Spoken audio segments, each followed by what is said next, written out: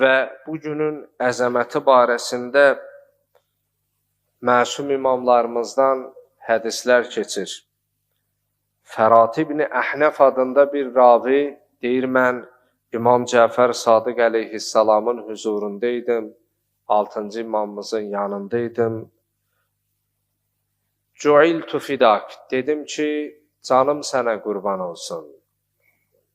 Əbi və ummi fidak, atam anam sənə qurban olsun. Yəbnə Rəsulillah, ey Allahın Rəsulunun övladı, ya seyyidi, ya imami, ay mənim ağam, ay mənim mövlam, imamım.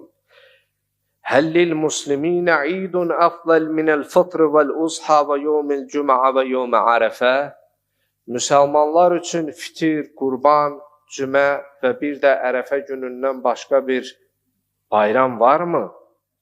Qalə nəəm, əfzəluha, a'zamuha, aşrəfuha indallahi mənzilətən.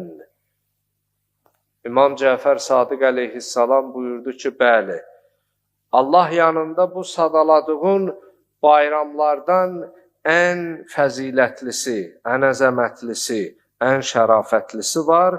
Və huvəl yevmullezî əkməlallahu bihid-din və ənzələ alə nəbiyyihi əl-yevmə əkməltu ləkum dinəkum.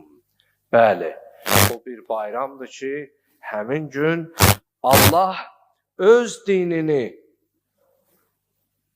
kamil etdi və öz peyğəmbərinə, nəbisinə bu ayəni nazil etdi. Yəni Qədir Xummuda nazil olan ayəni. Bugün bütün məsumlarımız bu günü bayram ediblər.